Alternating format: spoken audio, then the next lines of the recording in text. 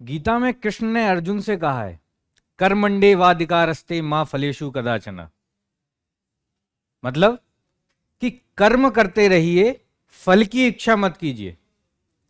कर्म आपका जैसा होगा, फल वैसा ही आपको मिलेगा। हो सकता है कि आपको फल प्राप्ति होने में कुछ समय लगे, लेकिन ऐसा नहीं है कि आप कर्म करते चले जा रहे हैं और आपको फल प्राप्त ना हो सकता है कि फल प्राप्त होने में समय लगे, लेकिन आपको फल की प्राप्ति अवश्य होगी। नमस्कार, आदाब, सत श्री अकाल। मैं शिवम निकरा लॉ पाठशाला के यूट्यूब चैनल पर आपका एक बार फिर से स्वागत करता हूं। आज की हमारी पहली खबर है कि हाल ही में पहला आसियान भारत समुद्री अभ्यास 2023 की शुरुआत दक्षिण चीन सागर में हुई है। यहां यदि हम सबसे पहले आसियान समझें तो आसियान एशिया के जो दक्षिण पूर्वी जो राष्ट्र हैं उनका एक संगठन है। इसका नाम है association of north east Asia Nations. तो इसमें उन सभी राष्ट्रों को शामिल किया गया है। हालांकि कब इसकी स्थापना हुई, इसमें कितने देश हैं, इसका काम क्या है, इन सब की वीडियो आपको अलग से देखने को मिलेगी। अभी हम यहाँ ये देखते हैं कि आसियान और भारत समुद्री अभ्यास की शुरुआत कहाँ हुई है? दक्षिण चीन सागर में। यहाँ आपको यह भी याद रखना है कि भारत की तरफ से आईएनएस दिल्ली और आईएनएस सतपुड़ा इस अभ्यास में भाग ले रहे हैं। आईएनएस दिल्ली की क्या खासियत है? तो इसकी खासियत यह है कि यह भारत का पहला स्वदेशी निर्मित निर्देशित मिसाइल विध्वंसक है। यदि भारत पर किसी भी अन्य देश के द्वारा या शत्रु देश के द्वारा यदि मिसाइल दागी जाती है तो उस मिसाइल को काउंटर करने के लिए यह जहाज, यह बेड़ा आईएनएस दिल्ली अपने अंदर लगे हुए इक्विपमेंट्स के माध्यम से उस मिसाइल को नष्ट कर देगी। ये इसका काम है। इसको आईएनएस दिल्ली और आईएनएस सतपुड़ा यह भी स्वदेश निर्मित निर्देशित मिसाइल स्टील्थ फ्रिगेट है। तो एग्जाम में यह पूछा जा सकता है कि आसियान भारत अभ्यास में भारत की तरफ से किन दो जहाजों ने इसमें शिरकत की है? तो आईएनएस दिल्ली और आईएनएस सतपुड़ा। हमारी अगली खबर है कि हाल ही में वैश्विक media watch dog reporters without border के द्वारा विश्व प्रेस स्वतंत्रता सूचकांक 2023 को जारी किया गया है और इस रिपोर्ट के अनुसार वर्ष 2023 में 180 देशों में से भारत का स्थान 161वां रहा है। तो यानी हम यह कह सकते हैं कि 180 देशों पर इसका रिसर्च किया गया, अध्ययन किया गया और उसके बाद यह आंकड़ा निकाला गया कि भारत इन 180 देशों में से 161वें स्थान पर है।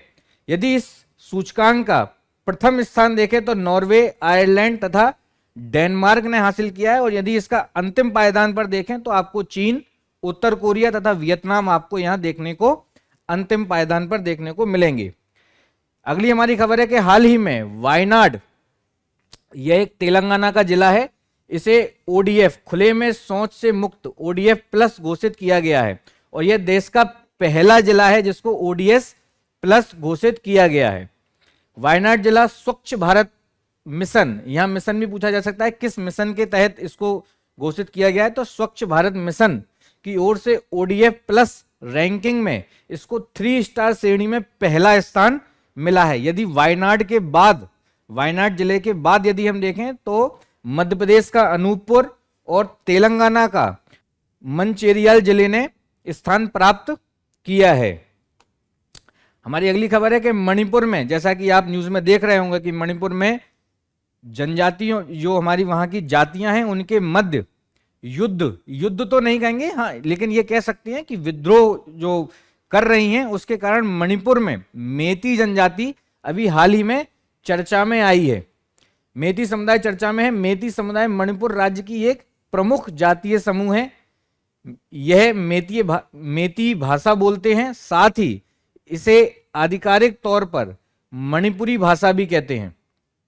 तो आपको यहां यह समझना चाहिए कि यहां पर विरोध का कारण क्या है। तो यहां विरोध का कारण है कि मेती समुदाय जो है वह अपने आप को अनुसूचित जनजाति की श्रेणी में लाने के लिए वहां पर यह विद्रोह कर रहे हैं।